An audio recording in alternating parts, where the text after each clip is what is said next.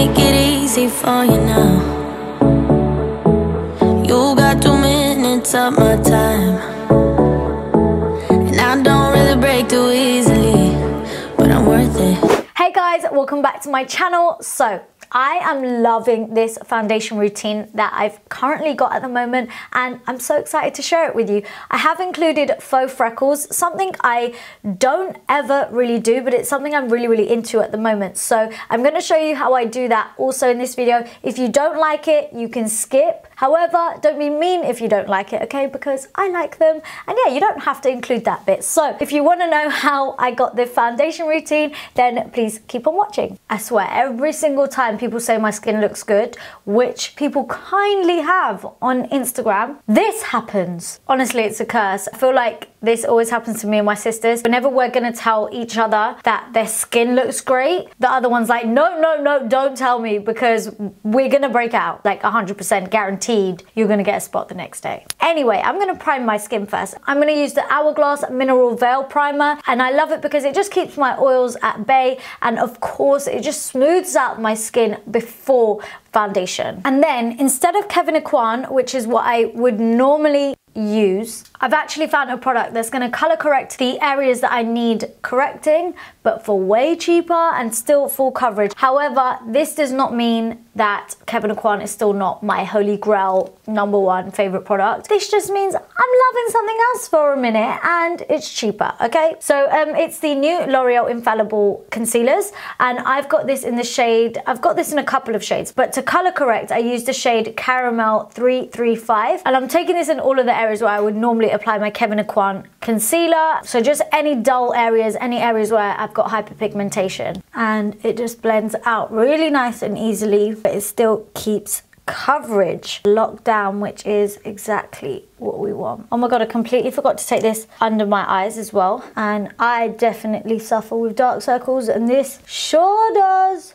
correct them. Can you see how much of a difference that has made? It's really just brightened up the center area of my face, which is where I get most of my discoloration, as you can see, like under my eyes, the nose and the mouth. So it's kind of like in a upside down triangle shape. Moving on, the foundation I'm obsessed with at the moment is the Becca, oh, it's got a highlighter all over it, but it's the Becca Skin Love Weightless Blur Foundation, and I have this in the shade Tan, I believe. Yeah, I absolutely love the packaging of this, and I love that it comes in a tube, but with a pump. Just it's brilliant, because it just fits in your makeup bag. I actually like to apply this foundation with a brush because I like to stipple it into my skin to get maximum coverage out of it, because it is actually a medium finish foundation, which you could build up to be a fuller coverage, but it's really nice and lightweight. And for me, I like a foundation that's gonna feel light but that's gonna give me coverage, and this definitely does that. It's definitely more on the neutral side, so just bear that in mind if you are the same shade as me and you don't want to look this neutral. And then you can even go over it with your damp beauty blender sponge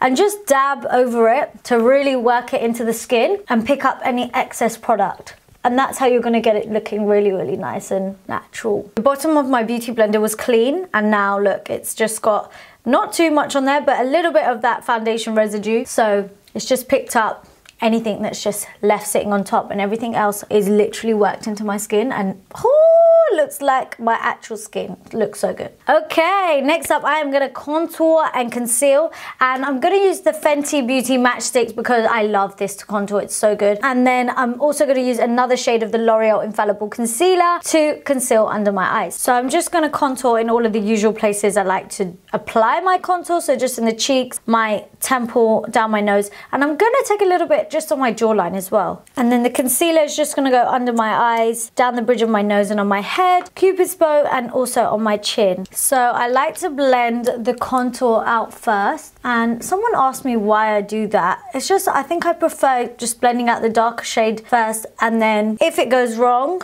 it's always easier to clean up with the lighter concealer, kind of blend it into it, if that makes sense. And then I'm just gonna pat this concealer in with a beauty blender as well. And I'm only doing one half of my face right now because I just want to show you the difference. As you can see, guys, my contour is not like crazy dark and defined. I don't do it anything too crazy, especially for the daytime. I just want it to be like nice and subtle, which is why I love using cream products, and they really work into the skin and melt into this foundation especially. And then you can see I've like just brightened underneath my eyes and just looks nice and fresh, you know. We are going to set this with powder. I'm just going to do the other side. So then I'm going to set that in place with my Fenty Pro Filter powder in the shade Banana. The best way that I like to apply this is with a damp beauty blender sponge. If I am going to bake with this, honestly, you need a damp sponge. So I'm going to pick up this powder and just pat it over. And I always like to take it down the sides of my nose as well. That's just going to help with the whole contour as well. And then I'm just going to pat this powder in, really working it on top of that concealer. And then I'm just going to take this in all of the other usual areas around the face. So down the nose, basically anywhere where we've already highlighted. And I do like this powder because it gives your skin like a really nice, smooth, soft, focus filtered effect. Then while that just cooks on my skin, I am going to set the rest of my face with my MAC Mineralized Skin Finish powder in the shade Medium Dark. I hadn't used this in ages, and then it's something I've gone back to just because I miss how like natural it looks on the skin, and it just, again, it's a really nice lightweight product, so I think it goes really nicely with the foundation, and it's just right. And then once that is on, I like to just dust away this bake, whatever is left on my skin. Okay, so for bronzer, I've been loving mixing these two together, and I know I've shown this combination before on my channel, but it was a while ago, but I've gotten back into using them together, and it's the MAC Give Me Sun bronzer with the MAC Gold Deposit highlighter. These two together, it's a pretty dreamy combination. It's just gonna give your skin bronze goddess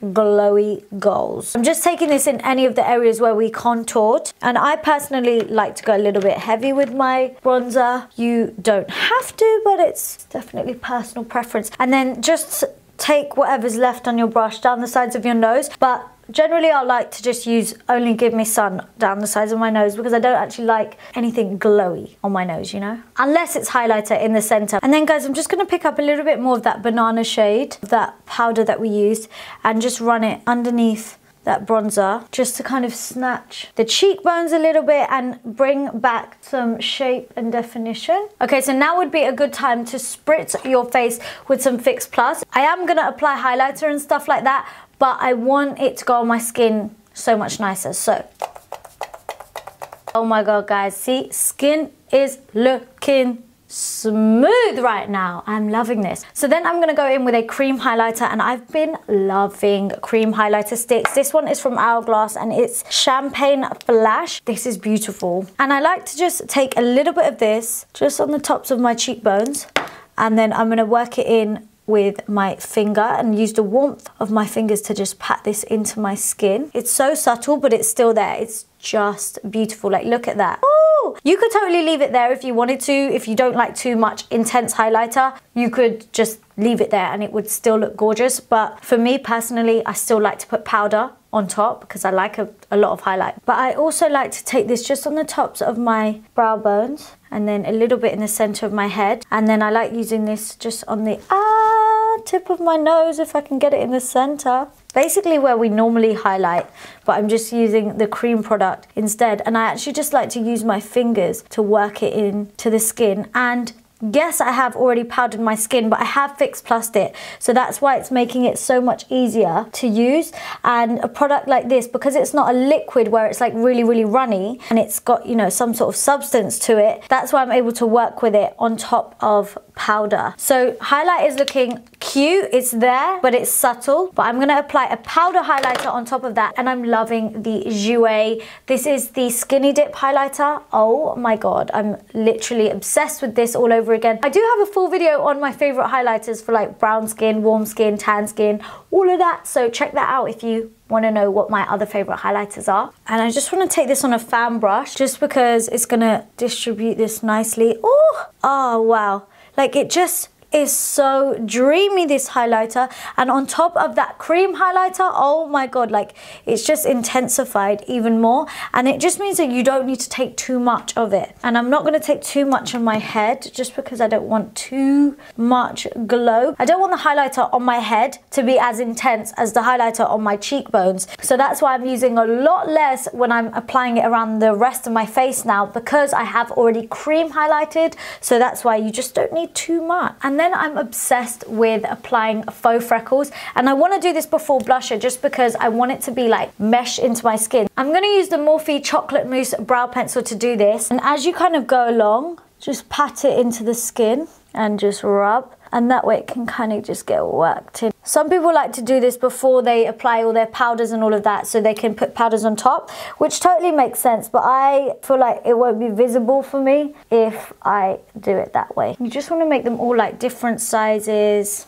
And you can even just use a clean side of your sponge and just pat over, which is going to work it in even more so. And then for blusher, I'm just going to take MAC Peaches, which is one of my all-time favorites. I don't know if my camera's picking it up because I've not done it crazy dark or anything, but this is what it looks like. Okay guys, so I've quickly just put a lip on and some eyes. The lip I've got on, in case anyone asks, woo, nearly dropped it, is Fenty Beauty in the shade Uncuffed, and then their gloss in Fussy. But yeah, just to finish it all off and set everything in place, Morphe setting spray is so beautiful. I just love this.